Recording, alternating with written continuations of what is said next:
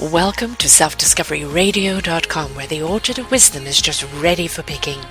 We celebrate your why, the journey that you've taken that inspires someone else. We support your services, we support your story. Come and be our guest, become a host, be an author with us. Come and see what we've got. Our next show is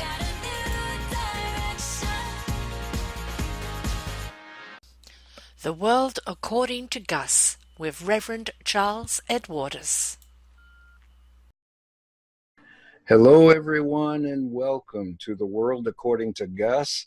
I'm your host, Charles Edwardos, here again to discover the amazing world of God, universe, spirit, and to bring some unity and to bring some togetherness and understanding of so many of the different pathways and methodologies for discovering how amazing we really are as human beings and what our potentiality truly is.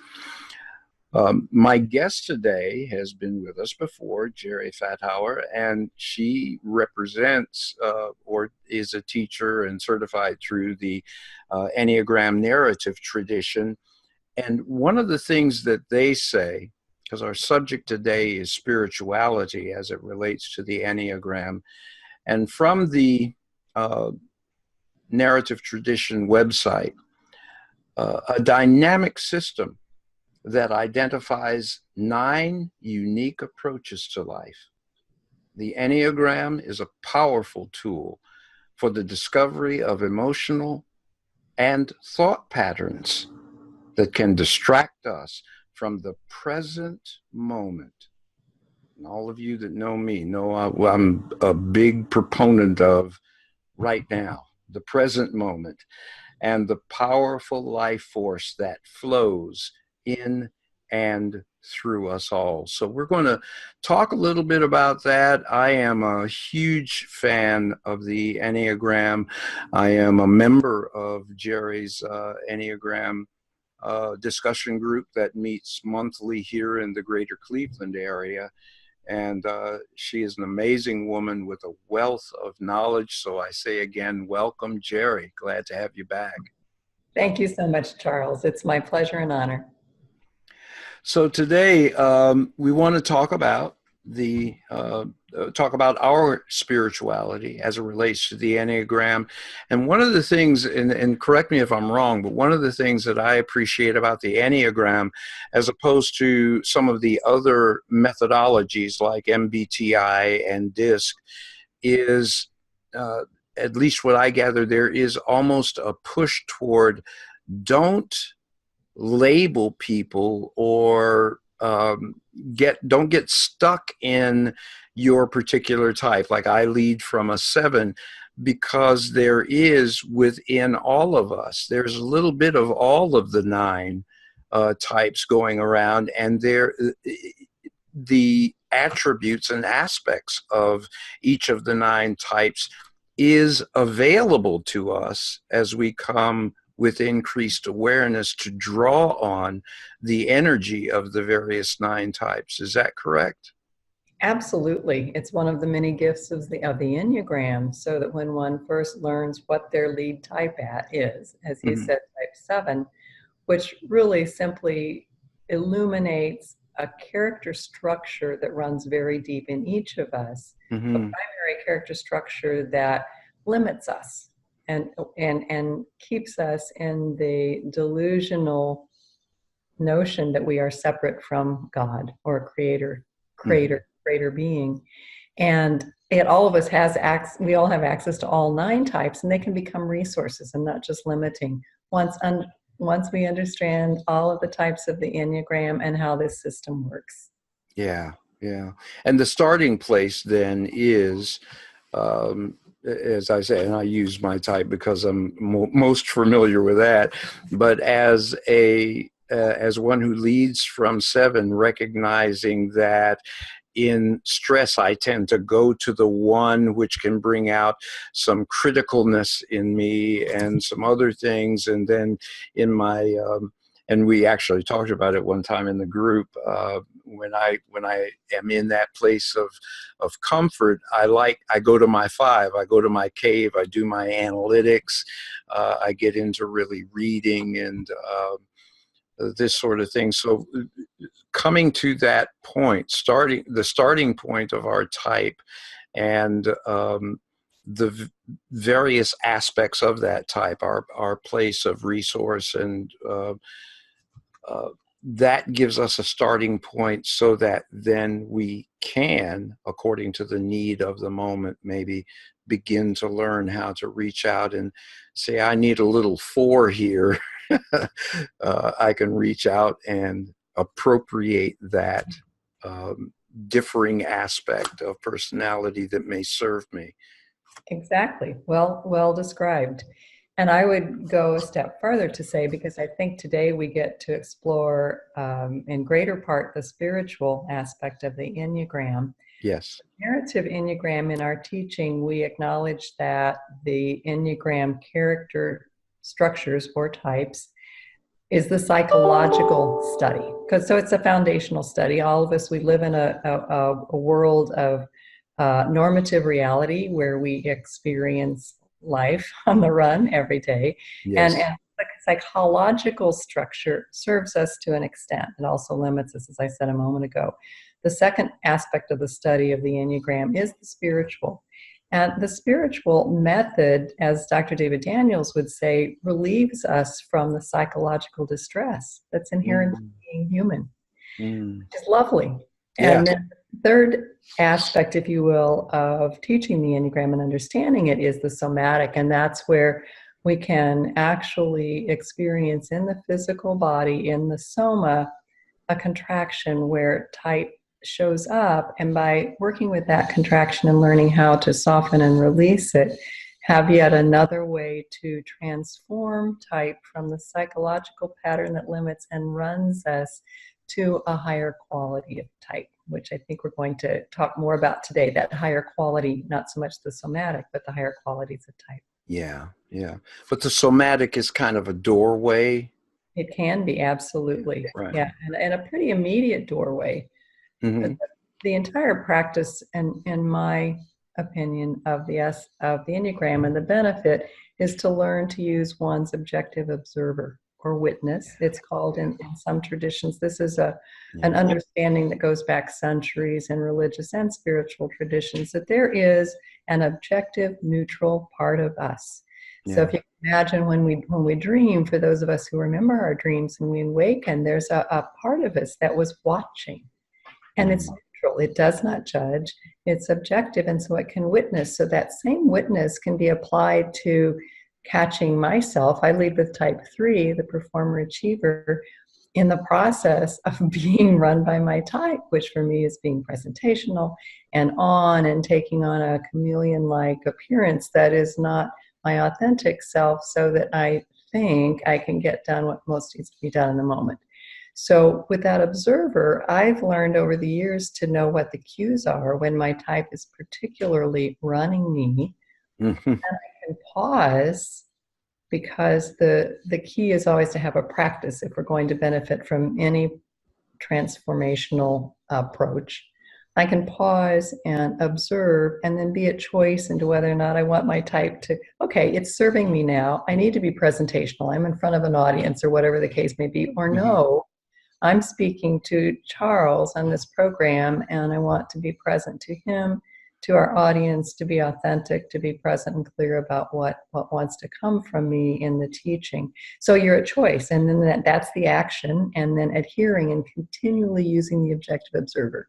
So I've kind of started to get into already how we can apply a process to acknowledge and access the spiritual aspect of the Enneagram system. Yeah, that's so powerful, and it comes down to what my victorious living system is all about. It all comes down to awareness, because so much of what we do comes out of our subconscious. We're not even aware that we're doing it. We're not even aware of many times our own feelings and what's going on within us in midst of certain situations and everything. So this is awesome. So yeah, take it away. I'm following your lead. Thank you, Charles. And I'm going to review quickly from last time and go around the Enneagram of personality or type structure called Where Your Attention Goes. Are you able to put that up on the screen? And you can I certainly am. Here we go. I think it will be easier, thank you, for people to have a visual. I'm going to start at the top with 8, 9, and 1. 8, 9, and 1 are all in a center of intelligence that we call the body center. And as such, their core psychological issue, if you will, is that of anger. And it is experienced as well as expressed in different ways for each of the 9 types. So Charles's invitation to me in going back around the Enneagram of personality type was to help our observers and listeners get curious about, so where am I? What is my lead type? Where do I find myself on this circle? And before I go farther, so I remember to say there are 9 types. You'll notice that they are placed around a circle, and that circle signifies unity or oneness, which we will circle back to as we talk more about the spiritual or higher aspects. So starting at the top, the 9, which we tend to call the mediator, sometimes the peacemaker, their attention goes to conflict. They want to avoid conflict. And the vice, which we call the sloth, is a self-forgetting, forgetting really their own heart's desire, moment to moment. So their attention naturally goes to external claims on them or other people's positions, and they tend to merge with others. So of all the types, this is the one that can most go to sleep to themselves. Mm-hmm. And for them, that for all of us, awareness is key, as Charles just said, especially for the 9. It's not an easy job, and yet it's an inside job, as it is for all types, to stay awake to oneself in the moment. I'm going to move to 8 next, called the protector, sometimes called the boss. There are various teachers and authors of the system, and the import and the energy of the type is the same nonetheless. So for the 8, let me go back to 9 for just a moment because I wanted to address anger. So for the 9, they aren't aware that they're angry at all. It's more like a quiet volcano that a 9 friend of mine says erupts when he least expects it. And so the anger just kind of vomits out. And you rarely see that in a 9. When you see it, you know it. And they're usually surprised.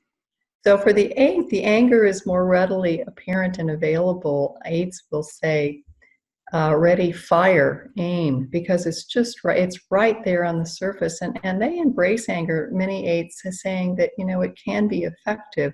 Again, the key is to be aware so that the anger is not misused or misdirected. The 8 is called the protector because they have an avoidance of their own, aware of weakness or vulnerability in others. So it's important for them to have the power to control a situation so that they can protect those whom they perceive to be vulnerable. Mm-hmm. So that's the 8. So 8, 9, and 1, all in this body center type, tend to have more of a resonance of voice. You're an exception, Charles. You must have a strong 8 wing, and you're also a professional speaker. You have that nice resonance in your voice. But often, if that's the case, you don't hear that same resonance in me. I'm not a body center type, and that's an indication that you live in one of these 3 types. So the one we call the perfectionist, and some will call the 1 the reformer or the teacher. Their attention really goes to correcting error, and so their view screen is riveted, if you will, on what is incorrect. Their attention naturally goes there. So they hold themselves tightly and are their own worst critic, because criticism for them is especially painful because they have such a lens of perception that calls for perfection in themselves and the world all the time. The anger for them is more like a seething resentment because they are so responsible. And can't you see that this is the right way? Do I always have to be the one to point that out and to do it?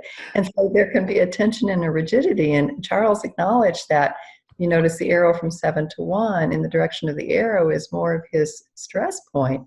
And not to put words in your mouth, but a 7 friend of mine once said, things are going swimmingly, and then she goes to 1 because she has 2 or 3 houses to close in one day, and it slows her down because then everything has to be absolutely correct and accurate, and she's more detail oriented. And so for her normal nature at 7, it's very different. And one could argue, well, it served her because the contracts are done correctly, and she would say, yeah, but it's not a comfortable speed. So that's a resource, and it's also a challenge. Sure. So I'm going to move on quickly to the next center of intelligence, which in this system is the 2, 3, and the 4. This is what we call the heart center of intelligence. So each of these types leads with the heart, whereas the previous center led with the belly. Heart center people like approval and want approval. Their main core issue, however, is distress. And it's distress at disconnection. Heart people tend to move toward, because the energy of the seeking is for one of approval, and it's not so much for getting oneself, it's really connecting. So the distress is that I'm going to lose you or get disconnected from you. So I want to start with the 3, which is in the center of these, the performer, sometimes called the achiever.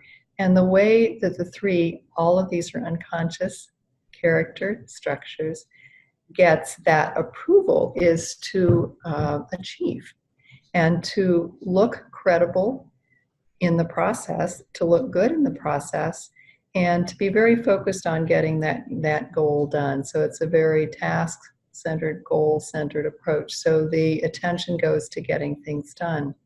What happens, though, ironically, with a 3 in the center of this heart triad, if you will, is that the 3 is so focused on business or just tasking, if it's around the house or with friends, that there can be a disconnect, paradoxically, from connecting heart to heart and connecting to have that approval. So that's the 3. And moving to the 2 is probably the most evident if you were to observe the behavior or eye movement or energy of this particular type, the giver, sometimes called the helper. Their focus is entirely on others' needs. So unlike the 9, I like to make a distinction. 9s are blind to their own wants and their heart's desire. 2s are prideful. Their vice is pride in that I have no needs, but you have needs and I know what they are. And in fact, 2s are very perceptive at knowing what others want, or so they think. And an inordinate amount of energy goes towards others' needs and fulfilling them, and forgetting themselves. Not a self-forgetting again, but more just a neglect. And the 2s will give to get, and so there's a manipulative quality, which none of us likes. Some of the underbelly parts of our types, there are also gifts with all types, but the 2s can be manipulative in giving to get, and that's blind to most 2s. In all cases, there's a blind spot for the type. I'm going to move quickly to 4. Just before you do that, let me just ask a question here around that, because with what you just described in the 2, is that possibly a underlying pride? I don't have needs, but I know what yours are. Absolutely, that is what we call the vice that runs the type, and even 2s who've worked with the Enneagram for a number of years and understand themselves almost choke on the words, I have needs, and acknowledging that they have needs. So these character structures run deep, as I said at the top of this conversation. So absolutely, Charles, yes. And we all know people like that. I mean, we all have a part of this in us where we give, and I'm helping you, I don't have a need here, but I see that you do, sort of thing. It's prideful. And thus virtue is humility, which we'll discuss in a few moments. Okay. So moving on to the 4. So this is the 3rd one in the heart center, and probably the most demonstrative emotionally. Their emotions run very deep. You can see it in them. Their attention goes to what is missing. There's an abandonment quality to the 4 type structure. And so if one's abandoned, there's something, a connection, a lovely connection that was idealized in the unconscious of the 4 that has been forgotten. And so their focus is on what's missing. And it's not just in a person. They can be very effective in work if they're a proofreader, for example, and they go to 1 with perfectionism. So it's what's missing, and in themselves, it's also what's missing. So there can be a deeper sense of deficiency for the 4 maybe than some other types. And also sadness, because if I'm always striving for that, what is that in me that's missing, or what is missing out there? Again, a desire to connect. For the 4, it's really connecting also with themselves and their true self. I'm going to move on to the 5, 6, 7. So this is the head center. So we really have 3 centers of intelligence, or 3 brains. We started with the body center, we moved to the heart center, and now we're in the head center, which is probably most familiar to many of us in our what's called a type 3 culture in the United States of America. Starting with 6 at the center of the head center of intelligence. So it's the loyal skeptic, sometimes affectionately called the doubting Thomas. This is the questioning type. And they serve all of us because they'll slow us down and question. They even question headlines, or what would be for most people a given. And their attention goes to potential hazards. So they're very adept at scanning the environment. I mean, literally the physical environment, but also any known environment. They live in their heads a lot and can create hazards in their heads if unaware of this type pattern that runs them. They tend to be loyal, though, once you have earned their trust. They do not trust easily. Once they trust you, you're going to be a friend for life, probably, unless you do one thing that challenges that trust, and then it may be broken. They're pragmatic. They're great to have on any team because of their questioning nature, and because they're in that head center, they're very analytical. The core issue of the head center is fear. So for all 6, 5, and 7, the core issue is fear, and they deal with and express that fear differently, just as in the other 2 centers of intelligence we've already explored. Going next to 5, which is the observer. And this is the one probably the most reserved energetically. So much is going on in the head. It's as if they live life there. And they see so much that there's pulling their energy back to themselves, not only for privacy, because their attention goes to any kind of intrusion, and they detach from others because it takes so much energy, all this observation of every minute detail one could almost imagine in one's environment, and then they have to sift through that.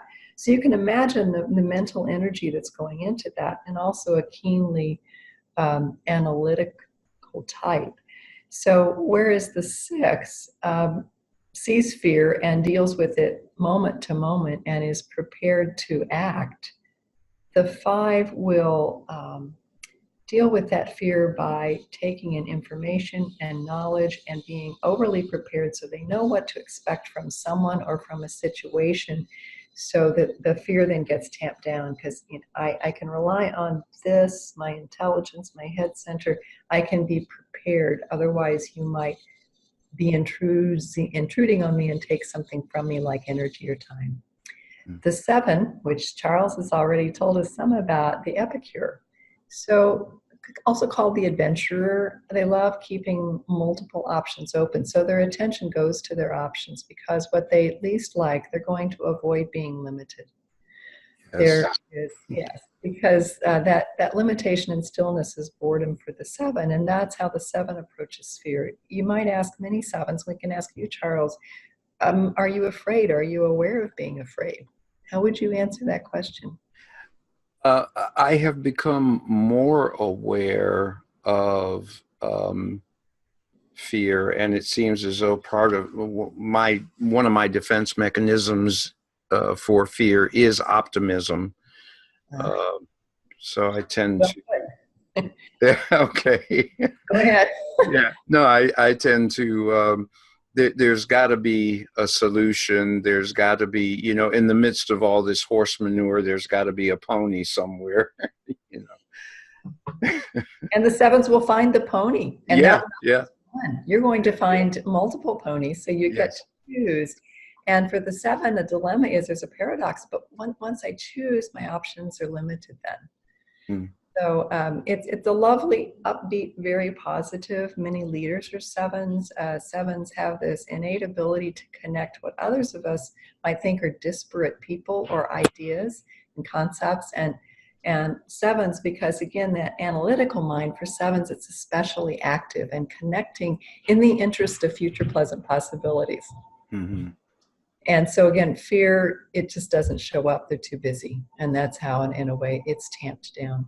Yeah. So that's a quick run through. In our prior program, we talked about the related types, which Charles also alluded to, stress, insecure, and the wings. And that won't be our emphasis today. And yet those related types are resources, as he also indicated, so that the type box that we're in without knowing it is dynamic. Any sevens, they just don't look alike. And we also have subtypes. So there's great variety within the type. Nonetheless, there is a primary character structure, which I've just described, that people can identify with. Is the doorway in for them to then shine a light on what's keeping them limited in their box and how to transform out of it. Yeah. Boy, you're good. That's the... no, that's I just, the way you bring it all together, which is one of the reasons that I attend, and what I love about the group that you lead for us, Jerry, is part of what you shared is the narrative tradition. We teach each other. You facilitate, but I was so struck the first time that I heard you say to someone in the group, and you said, thank you for teaching us, because they were sharing their experience of being leading from whatever they lead from, whether it's 5 or whatever, but you thank them for teaching us. And the narrative, that's, I think, what attracted me to the narrative tradition, because it is a matter of learning from each other and validating every individual's experience of, because no 2 sevens are going to be identically alike. A lot of that comes out of our personal evolution, and for those who embrace it, even past life experience that we bring to this life. So, yeah. Absolutely true. Yes. And I was just on a call with other narrative Enneagram teachers a week ago, where we were reminding someone else said just what you said, that we are all teachers and we are all students, just as our students are students and they're also teachers. And this is true whether the Enneagram is being taught in prisons, in the workplace, in a study circle like our setting. It's rich. It's such a robust system that after 24 years in the system, I still learn every time. Every time we do a study circle. It's a gift to me. Yeah. Yep. And it does, it provokes a self-awareness. It really does, it invites, and again, provoke, because it kind of wheedles us toward, that self-awareness. Notice what's going on inwardly, what's happening, what are you feeling, what are you thinking, and again, just validating the realness of that. It's not just because I don't see it or feel it that way does not negate the reality of your experience. So, absolutely. Good. Yes, because it is an inside job. It's all an inside job. This is simply a roadmap to our interior. How much richer can something be when it shows us what we otherwise would be blind to? Absolutely. Yeah. All right, let me shut up and you keep going. Shall we segue toward the higher aspects? Sure, we can. Have remaining. So there's a second slide that I've invited Charles to share. It's called the Vice to Virtue Conversion. And our conversation today would normally be a whole weekend workshop, possibly, and yet I can give an overview which hopefully will engender curiosity and self-awareness. So the vice is the passion or energy that drives each of the types within the habit of the emotional, within the structure of the emotional habit. So this Enneagram of Vice, going around again, I'll quickly name them. I spoke to most of them in the overview, and I may have missed a few. So 9, it's sloth, which is self-forgetting. Again, this is the vice or passion that runs us. For the 8, it's lust or lust, the German pronunciation. It's just a big energy for life in all ways. And again, that's that overt anger expression. It's not just a lustful anger. It's lust in all regards.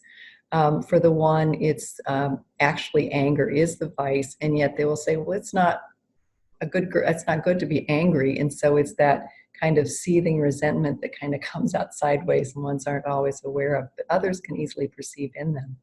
Going to 2, 3, and 4, that 2, we spoke of the pridefulness in knowing what your needs are and that I have none.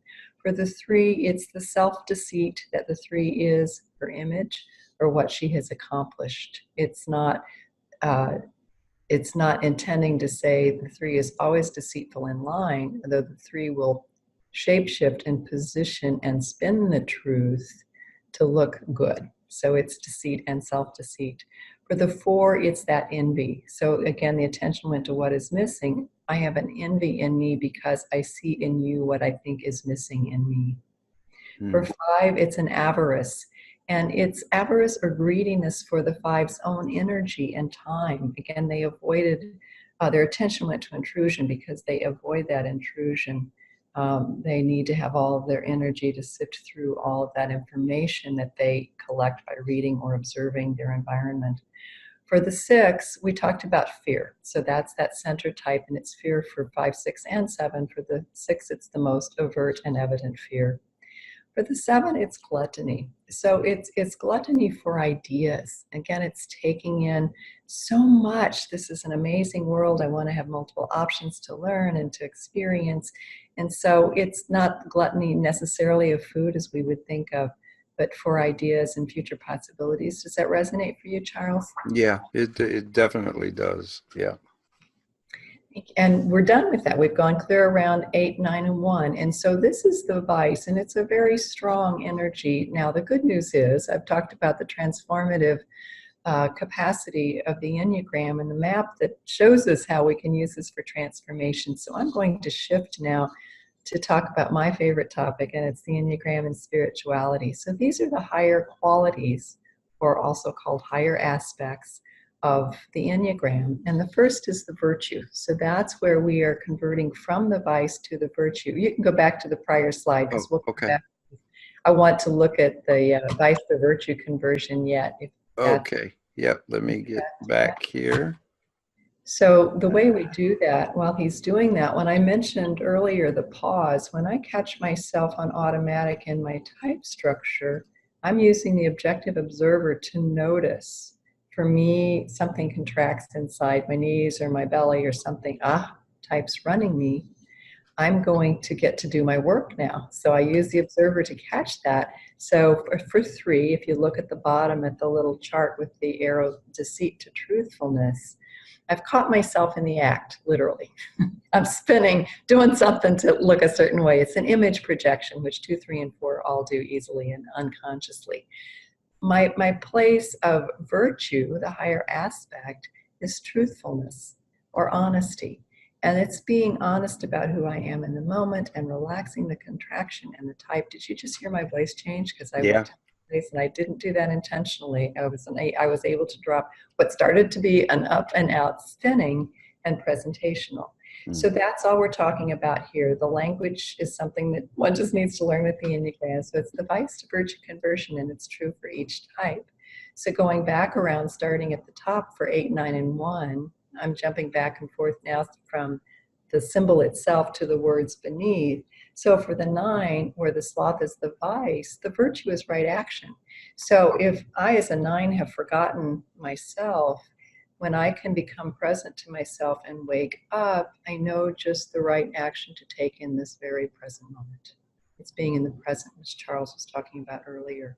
For the 8, that lustfulness, it's big and it's immediate and it's reactive, and that transformation when coming in and down and doing this presence practice with the witness is to one of innocence, like the innocence in the moment, just being with what is. Maybe the world isn't such a threatening place where I need to control and protect others. Can I see it with eyes of innocence, the eyes of a child? Going to one then, staying in the body center. So we talked about that anger, which for the one is more like a seething anger. And it's to catch themselves in that moment, to come in and be inside and be on the receptive. And we'll talk more in just a few minutes about this process.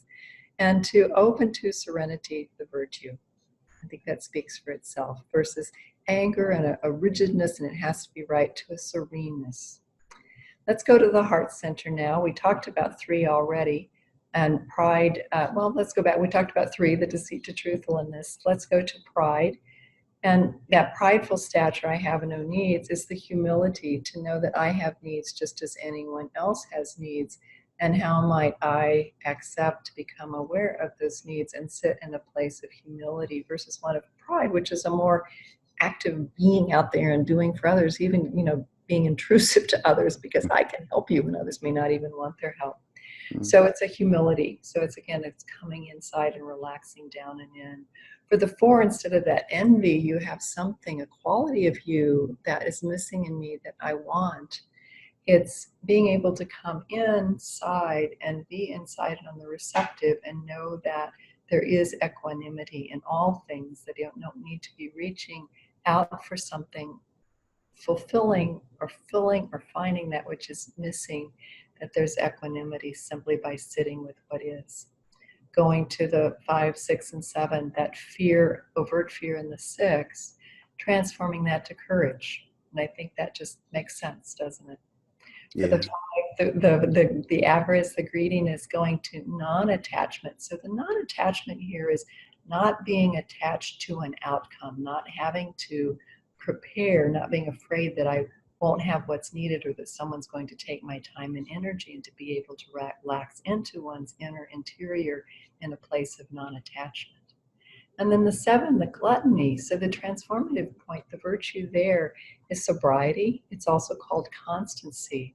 And it's an ability, rather than grasping mentally, if you will, for future pleasant possibilities or ideas or people and something positive to keep me moving so I don't have to be aware of the fear.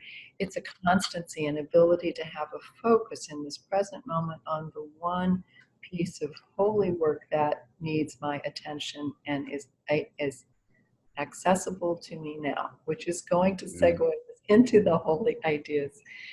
I'm going to pause because I'm doing a lot of talking. Charles, what you said, or insights or observations? Sure. Like I say, this is a weekend study. So you're just doing such an amazing job of sharing all this, and in such a compressed time frame. Yeah. It's like we're all putting it all in the compactor. And part of my transparency around this, I'm just hoping that everybody that hears this program and listens to it would have their interest piqued to explore more, whether it be in your area or online. And certainly we make available information for how to get a hold of Jerry, or how to get a hold of the Enneagram narrative tradition. They have a website. But this is so amazing and revealing. I have in my executive coaching practice, I no longer I was using DISC for many years, and some reference to MBTI, but for who I am, and it's so much deeper than just the physical aspects, because who we are. I love Pierre Teilhard de Chardin. He said, we are not physical beings, we are spiritual beings having physical worldly experiences. And so the real me is not this body. And as I have said to many people, I'm an eternal being. I will live and have lived forever. I will eventually leave this body, this earth suit, but ultimately who I am will continue to live on. So that even in itself is somewhat of a revelation for some people, because we think that this is all that there is, which I think leads to some of the frenetic attitudes. Oh, I got to get it done because you only got one life to live, or I only have so much time. But Enneagram can be so revealing, so liberating for those who can just open their heart, open their mind to all that there is here in this teaching, to discover more about yourself, more about your individual potentiality. And needless to say, don't tell the lady in the other screen, but I'm a little prejudiced. One of the most amazing experiences that I ever had, and she is, I'll have to say, she was a Charles victim, because I have this thing of just spontaneously calling people that I don't know out of the blue, and Jerry was one of those people. So, and I have not regretted it, and hopefully she hasn't regretted it either. It was a great launching pad, that conversation, Charles, and I continue to be intrigued as our friendship and collegiality unfolds. So. There's something weird about that guy, but anyway. I like fascinating better, which is actually okay. a label, a subtype label for the type 7. So there you go. All right, that sounds good to me.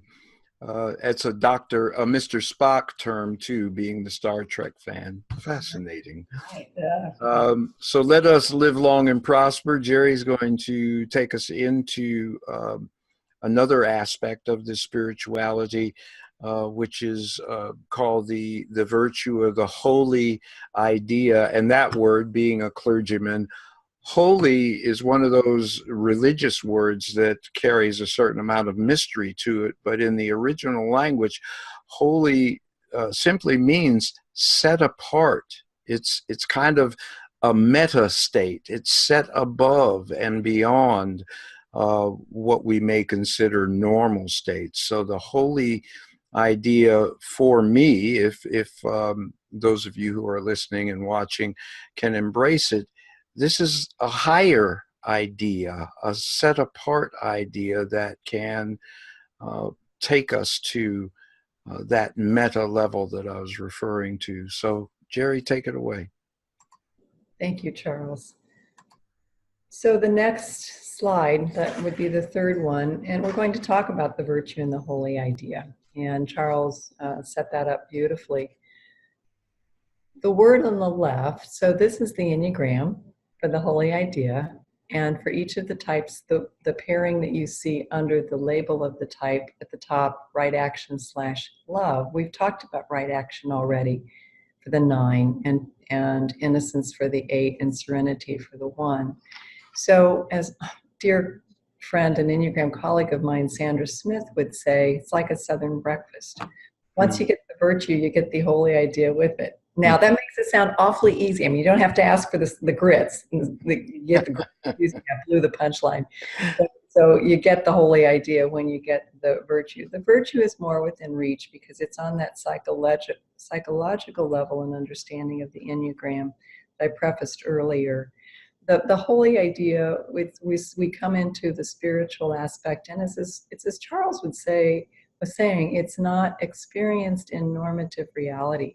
So we can use our mental capacity to conceptualize the holy idea, and I'm going to go through each for the 9 types. And yet we don't, we can conceptualize it, we don't experience the holy idea, at least in my experience, from that place of the mind. It's a different type of experience, and it is on the receptive, as would be most experiences that are not in normative reality. And it's actually, there is an essence process that, remind me, Charles, after I've gone around the Enneagram for holy ideas by type, I want to just touch on this essence practice. Okay.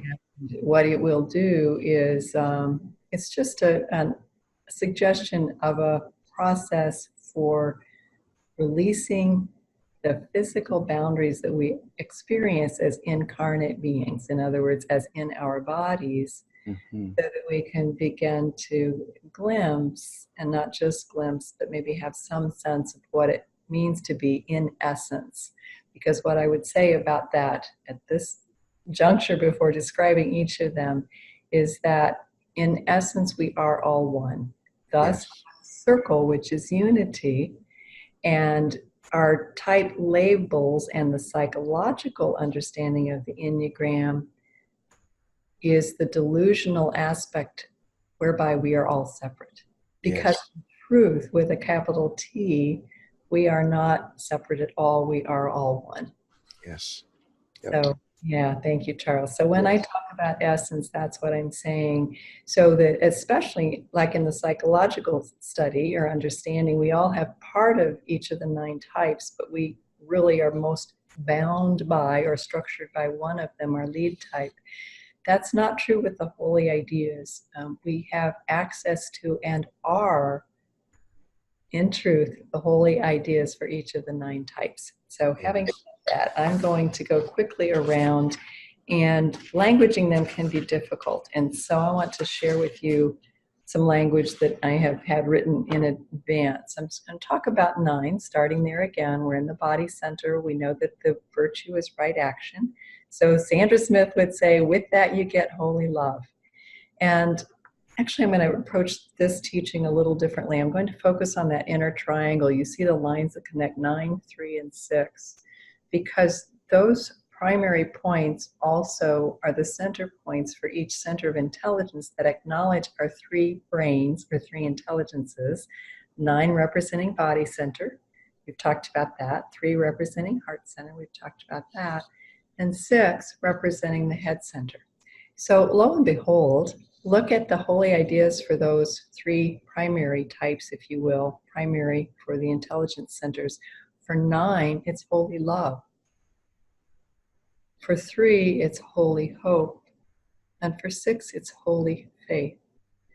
And how many of us who've had some grounding in some kind of religion have often heard faith, love, hope, those 3 in whatever order. Mm-hmm. And what they represent on a higher level, if you will, again, not easy to language all of this, but one understanding would be holy love, being love and all that is and goodness. And for the 6, the holy faith, that faith and a certainty and trusting in something that's greater than we are, greater intelligence, God. And that 3 then bringing us to that place of acknowledging, so therefore it's good and we can trust in it. That gives us hope in the unfolding of creation. We don't have to work at it like type. We don't have to witness type. It just is. So I'm going to go. Does that make sense, Charles? Yes, it does. Absolutely. No striving. It just is. Right. It's the isness and trusting that and being, because we are the isness. Yes. We are the isness in our essence. So we've talked about holy love. I'm going to go back now to 8 and 1 and talk about holy truth. And I just want to share what's written here, and this is some of my teacher colleagues as well. More heads and hearts and bodies are better than one when it comes to these kinds of conversations. So in holy truth, it's from the perspective of innocence, that virtue. From the most receptive force, the view of truth arises. So it's being on the receptive, coming into one's interior, relaxing into that, allowing truth to arise, and it's the truth of everything in every moment. It's that holy truth that, again, we all not only have access to, we are. Yes. So 1, and I'm just moving on. Jump in if you want to, because no problem. Yeah. Have a time consideration. So for 1, from the serenity or the virtue, and we've got the holy perfection. So from the perspective of being inwardly serene, again, coming inside on the receptive, judgment, in other words, criticizing, judging what's wrong, that drops away and the world is experienced as perfect just as it is. And the blemishes and beauty each have their right place in a perfectly evolving world. So it's again relaxing into both, and in this case, the blemishes and the beauty of perfection. Yeah, Jerry, I will jump in right there, because even in perennial wisdom ground, when and within the different branches of Christianity, even, perfection doesn't mean perfection in the way that we tend to define it in our minds. Perfection really means completeness. I like that. Complete. It's not like, because perfection in our minds tends to bring with an idea of striving to have it right and to get it. But no, you are to be perfect in God, in GUS, is to be complete, just as you are. To know that, like with a capital Yes. A, and to be able, I keep saying the word relax into, thank you. I really like that. I'm going to start using the completeness. I like that. Thanks. Mm-hmm. So moving to the heart center, starting with the 3, we've talked about honesty and holy hope. And actually for this, there are 3 holy ideas that are expressed in the holy law, which is the unfoldment of the universe according to holy law. It doesn't have to have the effort of this 3 performer achieving and tasking. And holy harmony is that this unfoldment is wholly harmonious, and that gives us the holy hope that I spoke of when we talked about the love, faith, and hope. And so looking at it's holy hope, accepting life as it honestly is, and we're carried by aligning our hope with the ongoing patterns of this greater reality rather than hope in the efforts, psychological efforts of the type 3. For the 2, the humility, with that comes holy freedom. And we also hear of holy will for the type 2. So it's freedom from the perspective of humility, that we're free to be who we truly are in essence, instead of who we are in the eyes of others. Again, the 2 is seeing ourselves as we think we are in the eyes of others, and doing for them so we get their approval. Yeah. So for the 4, from equanimity, that holy idea is holy origin, to be carried by emotional satisfaction with things as they are in reality. This is the equanimity. And that awareness of the equanimity returns the 4 then to the child's original state of unity. So when we think of holy origin here, we are thinking of that original unity. And again, remember, at this level of holy idea, we are all of these. Yes. As one. That's good. Good stuff. It is, isn't it? This is why I love it. And conceptually, it helps because we are beings in a normative reality, although nonetheless, as you said, we truly are spiritual beings. There's an aspect of us, a part of us that wants to conceptualize it, then that we can release and relax into, knowing that we are essence. So I'm going to get to that practice in just a second. And I don't want to shortchange the head center. So we'll start again with 6 and with courage. And the faith is that being able to trust in that greater intelligence, GUS, as Charles would say, and just knowing that all that is and can be trusted, so that when the fear actually is relaxed, then you can experience the courage, and then you have the courage to take action, even in the presence of a worst case scenario, which is it's a scan for, and that changes the world to one that you can have faith in. So there are a lot of words there, but it's relaxing that fear into courage and having faith in that place. And when one has faith, you don't need certainty anymore, which is one of the primary drivers for the type 6. Say one of the definitions of faith is the evidence of things not seen. I like that. Appearing real, is that the rest of it, or would you just leave it? No, it says the now faith is the evidence of things that are not seen, the substance of what substance of what we don't have tangibly, but it's totally spiritual. It's just that knowing without knowing, no evidence for it, no substance to it, but it is. Yes. and you move in that power. There's also another writing in ancient scripture that talks about we create the things that are. Everything that is seen comes from what is not seen. And this is the whole, we're conditioned to this tangibleness, but where the real power is, where the real substance is in the unmanifested. That's where everything comes from. So, which is another beautiful paradox, is it not? yeah, exactly. It really is. So I'm going to go to the 5, where we have the non-attachment as the virtue. Mm-hmm. For the omniscience, it's from that perspective of non-attachments. Thoughts, feelings, sensations, the things that 5s are wanting to, in their own way, control and remove themselves from, they can flow through easily. And they don't distract or lead to a reduction in energy. There's a transparency and awareness, or an omniscience of all things as they are. So there's a lot of energy that goes into protecting against what is. And in that level of holy idea, the omniscience, it's kind of what, Charles, you were just saying. Yeah. For the 7 and the gluttony, so the virtue being the constancy there, which is that ability to have the focused attention, not that grasping always at many things, not to be aware of fear, but rather that stillness and focused attention.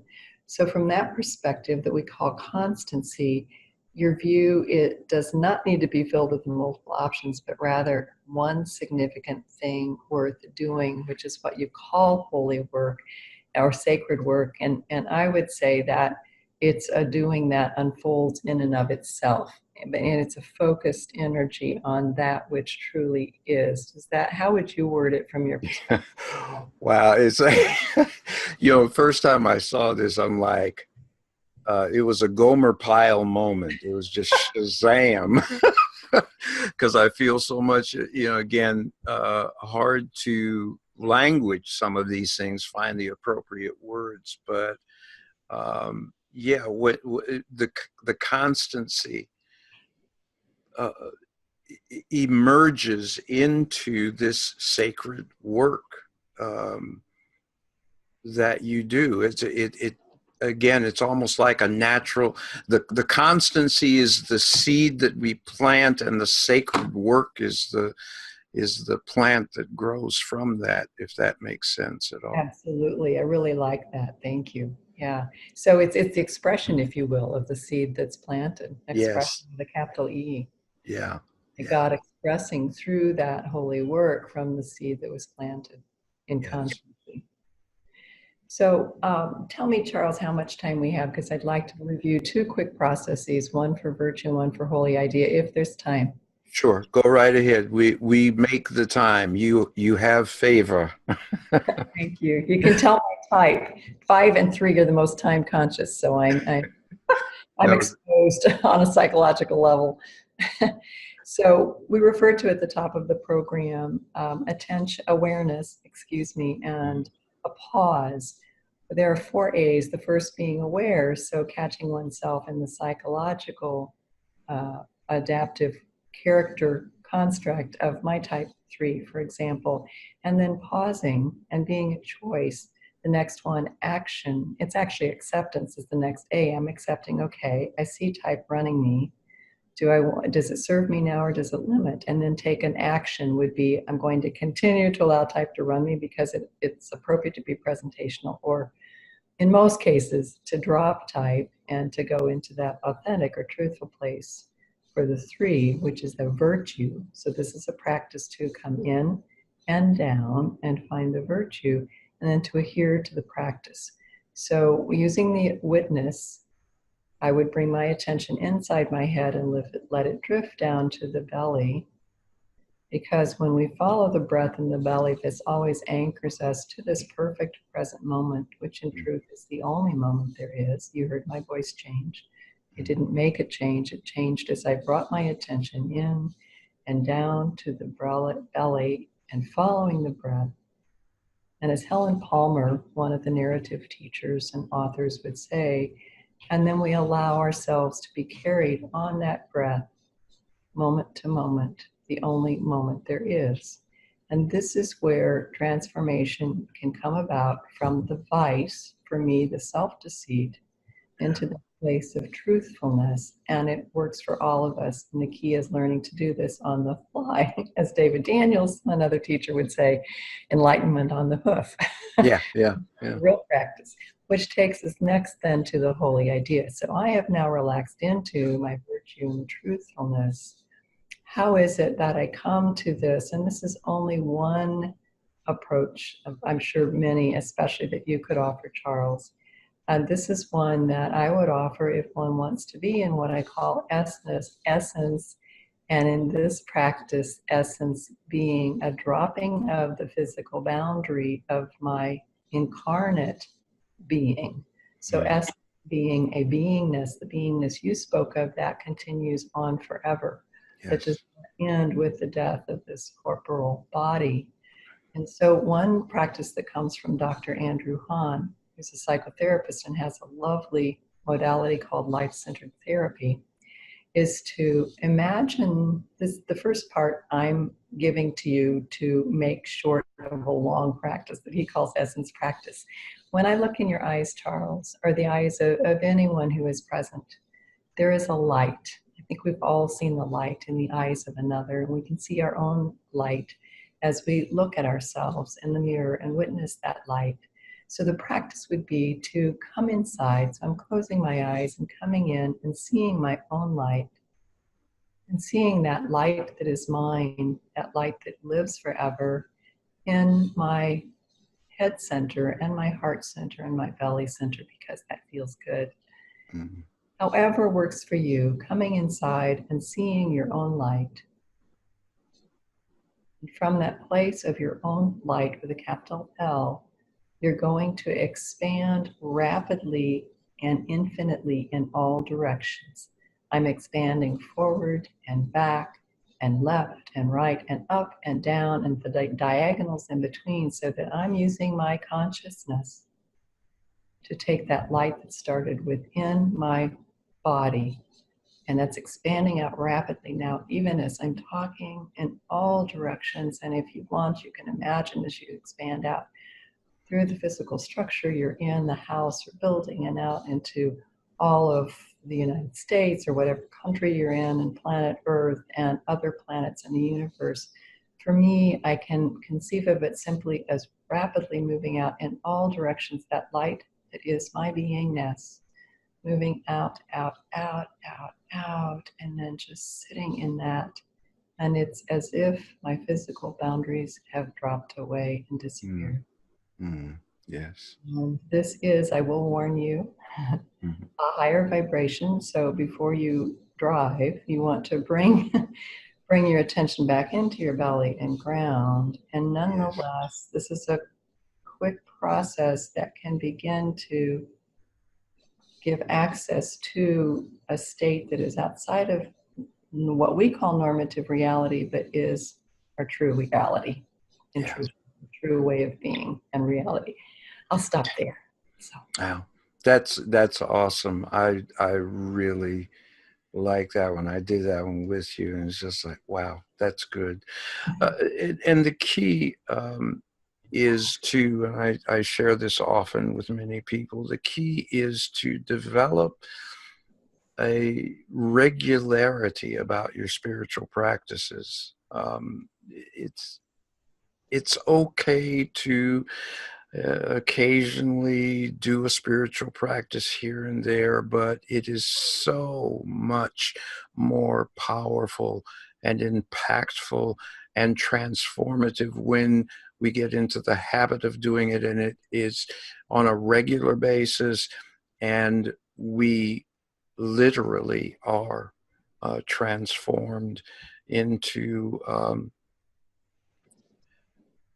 we're the same being and not the same being. We are transformed. We go to a higher level. We go to a meta level in our thinking, in our being, in our feeling.